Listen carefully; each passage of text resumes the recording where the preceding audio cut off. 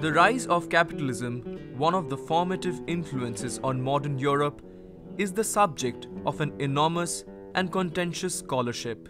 The new economic and social order took root over many centuries.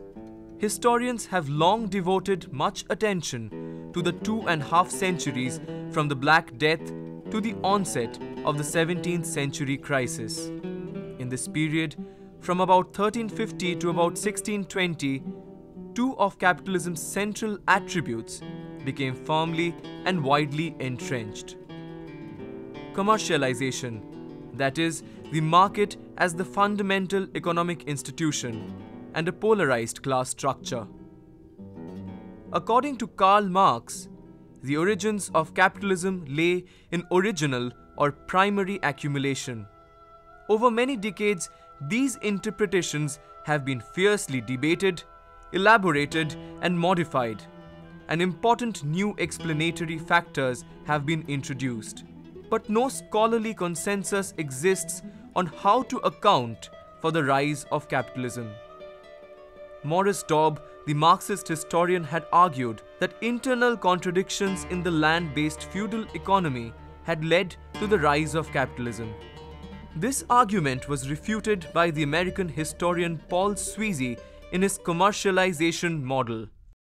Paul Sweezy, in a piece that he wrote in 1950, argued that while Dobbs' diagnosis of the malady of feudalism was entirely correct, and while he agreed entirely with the chronological schema of Dobbs' treatment of the decline of feudalism, he argued that Dobbs had emphasized in all the wrong points.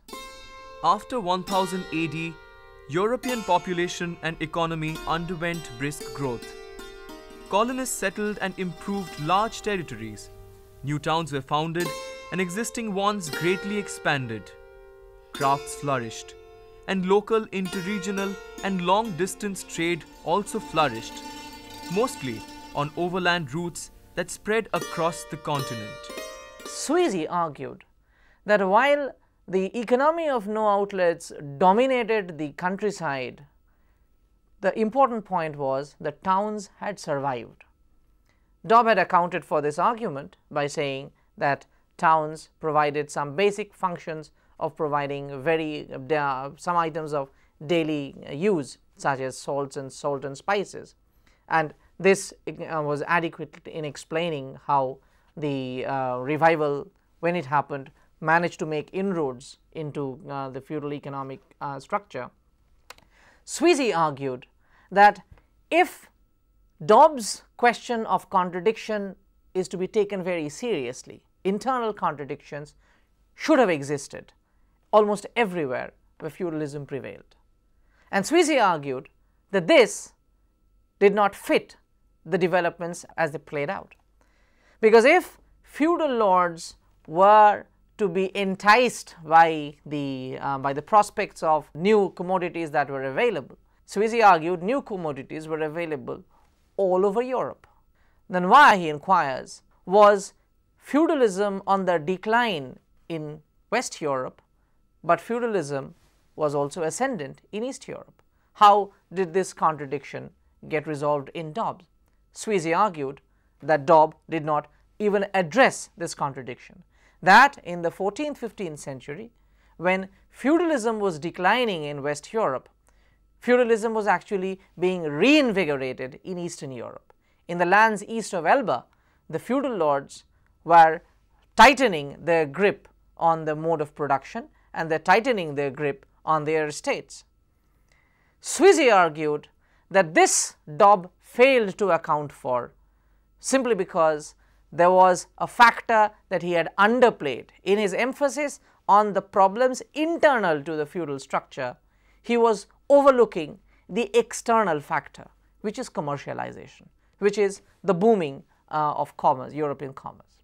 Sweezy argued that, following Dobbs and following Perrine and Bloch before him, that the pivotal factor in the making of the feudal order was not simply that the economy was based on land. Sweezy said this was not the cause, this was the effect. The cause behind the feudalization of Western Europe lay in the fact that the commercial civilization that had existed in Europe for over 1,000 years from the Roman times had given way. An economy which was very vibrantly urban, very vibrantly commercial, with a very strong manufacturing sector and one of the most highly monetized economies of the ancient world, suddenly became demonetized. Although overwhelmingly agrarian, Europe was not completely not monetized. Commerce developed after the dawn of the new millennium and centered initially in northern and central Italy. By the 11th century, however, CEC argues, as the commercial revolution began to unfold once again and Europe began to re-emerge as a commercial civilization, this entire trajectory of European economy once again began to change.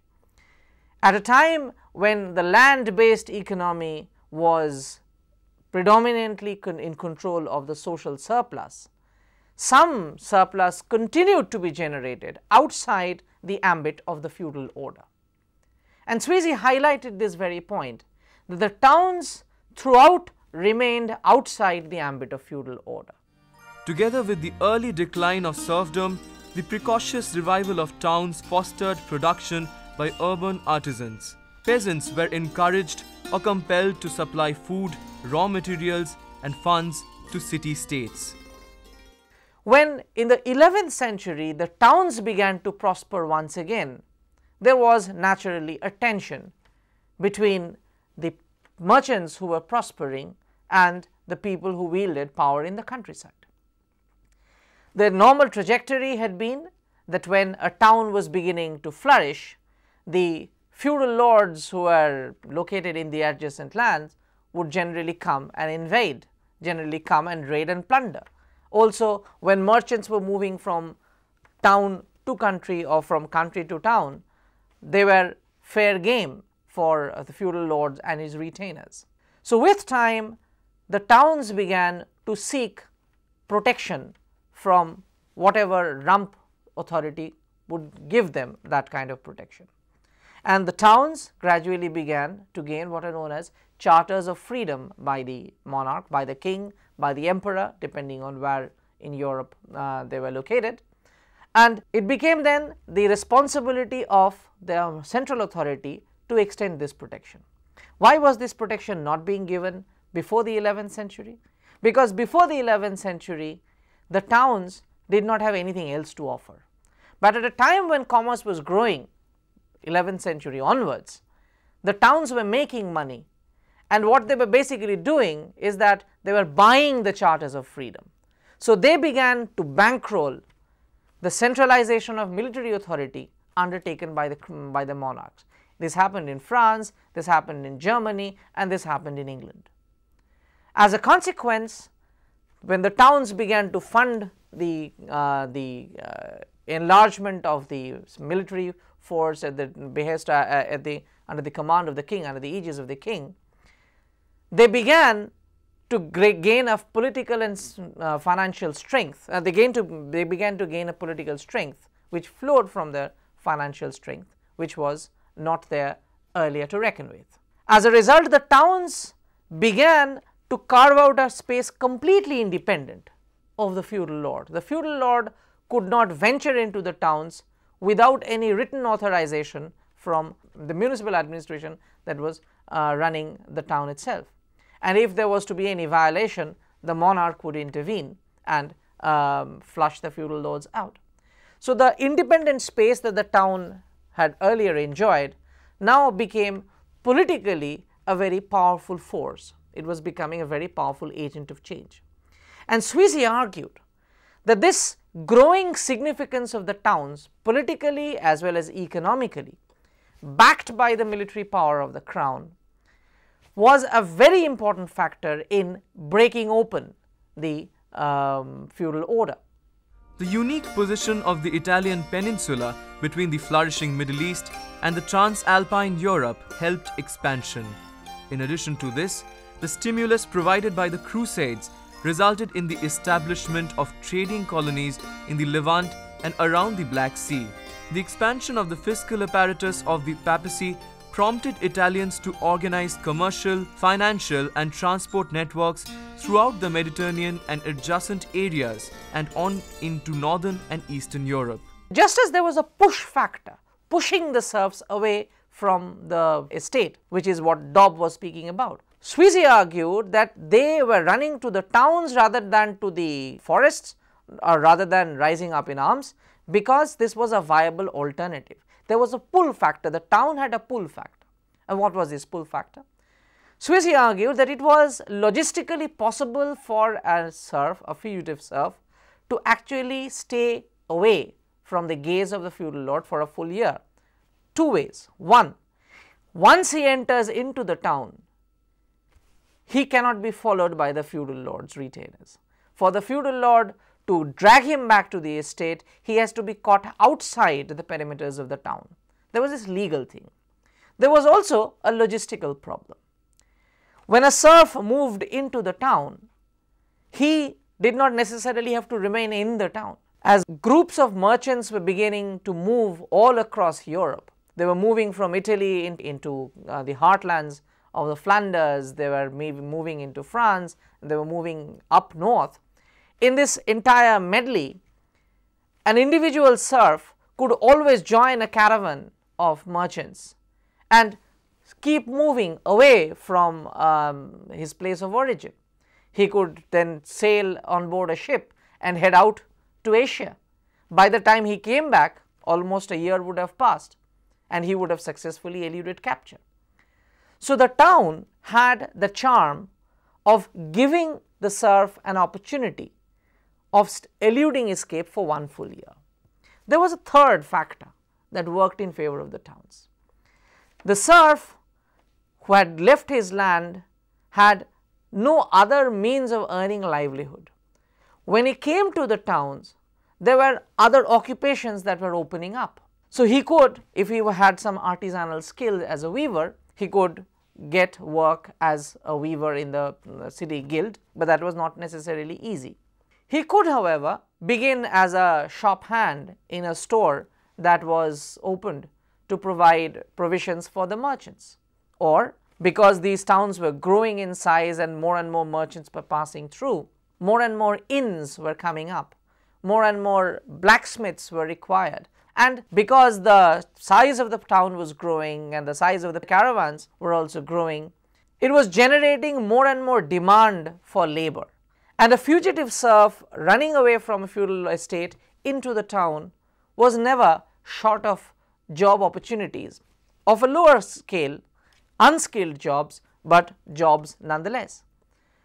So, just as there was a push factor that was pushing them out of the feudal estate, there was the pull factor of the towns, the alternative means of earning livelihood, and the possibility of eluding escape and gaining freedom that attracted the serfs into the town. By the 13th century, independent merchant republics controlled nearly all of central and northern Italy. Autonomous urban communities pockmarked all of the other regions. However, Eastern Europe was still in the shade of agrarian fiefdoms. When trade was beginning to grow, and traders who were earlier trading probably only between Florence and Alexandria, say, they would now begin to move inland into Europe. The whole Mediterranean commercial network began to sort of exchange its wares with the Northern Sea merchants. So people from across the Northern Sea, from the Scandinavian islands, from the northern parts of Germany, from France, from Britain, they would all meet in annual fairs in Europe. Most famous fair at this point of time was in the region that we know for its wine, Champagne. In places like Champagne, in places like Cannes, in places like Flanders, annual fairs would drag merchants from all over Europe where they would exchange goods, commodities. And this required perennial travel. So there could be one fair in one part of France in the month of January, there would be a different fair in the month of April somewhere else in Germany, maybe after a time, say by the end of December, it could be a fair in Italy. Merchants kept on moving, And as more and more merchants kept on moving, more and more caravans kept on moving, the need to rest at night generally led to the formation of new towns. So if merchants would come and pass through a region repeatedly on a particular track, and they would shelter at night, then after a time a fugitive serf would probably come and set up an inn there, and then there would be someone brought in to attend to the horses, attend to the horseshoes. So a blacksmith would come in, a stable hand would come in, and a town would begin to grow if the caravans moved in on a regular basis. CEC argued that this led to a round of urbanization in Europe, a second wave of urbanization, as new towns began to grow all across Germany, all across northern Italy, northern France, and in the Flanders. And as more and more towns came up, these acquired charters of freedom, and they created more and more safe havens all across. CEC argued that this was the really pivotal factor in the breakdown of the feudal order. In Western Europe, where more and more towns began to emerge, the feudal order came under more and more pressure. In Eastern Europe, by comparison, CEC argued the commerce had left the feudal estate comparatively untouched, because Eastern Europe was on the peripheries of this growing commercialization. East Europe was only supplying bulk commodities of grain, and they were buying out heavily. No towns were allowed to grow, because the entire mediation between the serfs who grew the crops and the merchants who purchased it was done by the feudal lords themselves. So commercialization in the peripheries of Eastern Europe did not result in the growth of towns, and CEC would argue this was the reason why serfdom did not collapse, because the serfs did not have an alternative. They did not have a place to go to, they did not have an alternative set of lifestyle beckoning them the way it did in Western Europe. By comparison, Western Europe became far more urbanized, therefore far more pockets of freedom were out there in the open, and the feudal order began to collapse when the feudal lord began to extract much more than he should have.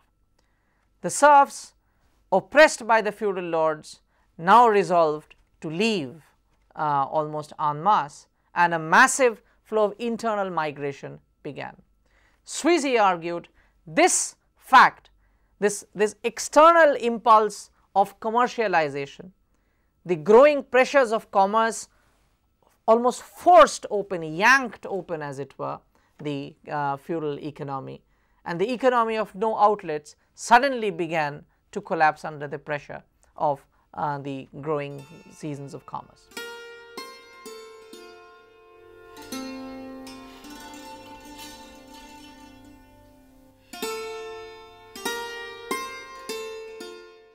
The commercialization model then used the arguments that Dobb had originally presented in his internal contradictions thesis, and then turned it almost upside down. It turned it almost on its head. But CEC was not spared challenge either. CEC received his strongest critique from the British demographic theorist M.M. Poston. Poston raised this question, that why did the change take place at a time when it did? Why did commercialization take place in the 14th and 15th century and not in the 11th and 12th centuries? If from the 11th century commercial revolution was beginning to unfold, then how do you explain it reaching a peak only in 14th and 15th century? Also, Poston raised this question as to why did the gradual decline of feudalism follow in the manner it did? Why was it followed by the rise of capitalism only in the 16th and 17th century? Why did the rise of capitalism not accompany, as it were, the decline of feudalism? Poston's argument was that, like all major long-term shifts in human history, this too has to be identified in terms of demographic changes. So Poston argued that the emergence of feudalism was ultimately a factor of changing demographics in Europe.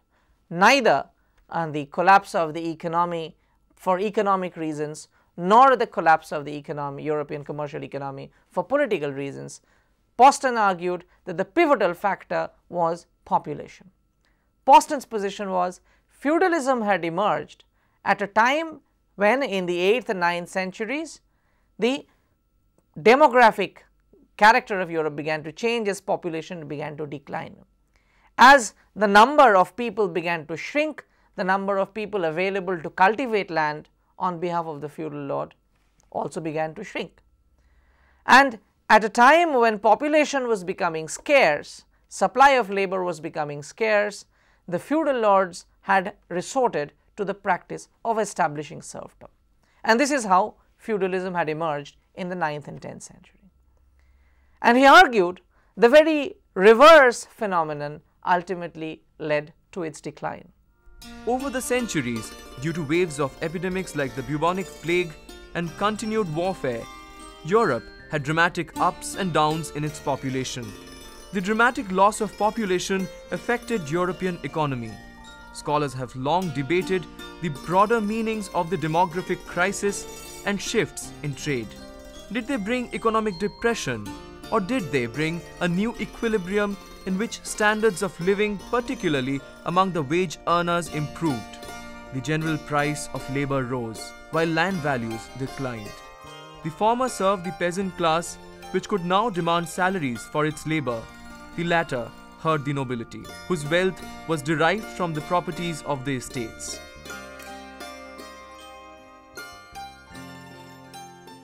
From the 11th and 12th century, as commerce began to pick up, the inevitable corollary was there was greater surplus being generated. Greater surplus meant more food. More food meant better nutrition. Better nutrition meant growing population.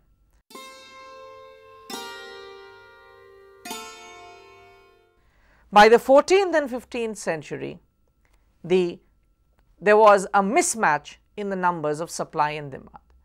Poston suggests that after steady growth in the 11th and 12th centuries, by the 13th century, there was something like a demographic crisis beginning to emerge, not in terms of actual population, but the fact that there was the Black Death. So while the birth rate was reasonably high, the death rate turned out to be higher. Epidemics of all sorts ultimately began to push the pressure of population down in the feudal estates. As a consequence, Poston argued that in the estates, although serfdom was more or less intact, the pressure on the feudal estate, the pressure on the serfs on the estate had begun to grow.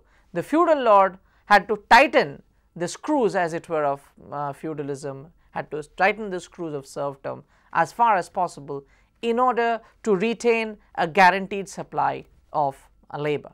This is the time in the late 13th and early 14th century when seigneurialism and serfdom reached its ugliest proportions. And then Poston argued that from the 14th and 15th century, you have a virtual reversal. In the 14th, 15th century, as more and more peasants began to disappear, the feudal lord was unable to provide, gain access to labor very easily. And it was in this context that the feudal lord decided to go for the commutation of rent. So it was a demographic crisis in Europe, in Western Europe, that ultimately led to the decline of feudalism, according to Poston. Demographic growth was the prime motor for agrarian progress. Agrarian progress, in its turn, was an essential prerequisite for commercial revolution. So long as the peasants were barely able to ensure their own subsistence and that of their lords, all other activities had to be minimal. When the food surplus increased, it became possible to release more people for government, religious and cultural pursuits. Towns re-emerged from their protracted depression.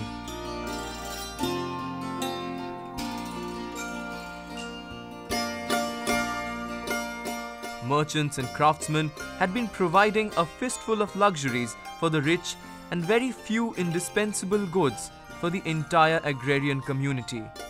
Now, they were much more productive. Poston would argue that this was succeeded by the rise of capitalism at a time when population began to grow once again. So, feudalism emerged when population was going through a downswing. Serfdom began to flourish at a time when the feudal lords were presiding over the market for land, which was in more plentiful, which was in scarce supply by comparison with the population at hand. And then subsequently, as there was a population was declining as a result of Black Death and other such phenomenon, the feudal lord was unable to guarantee the labor supply that he would need, and so he began to commute rent. And by the time the population was moving in a steady upswing from the 15th, 16th century, capitalism had to emerge. It takes more than food surplus, however, to reorient a society from agrarian balance to commercial restlessness. Until at least 1570, nearly all of Europe experienced vigorous demographic recovery.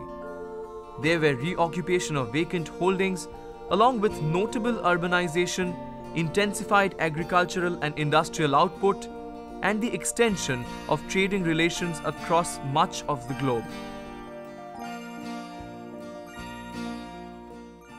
So, Poston's argument was very decidedly deterministic, and it rubbished the theory of both commercialization and of internal contradictions. It was not individual decisions taken by the serfs and the feudal lords that was really crucial. Poston would argue it was the large scale demographic shifts that first pushed Europe towards a feudalized economy and then pushed Europe away from a feudalized economy.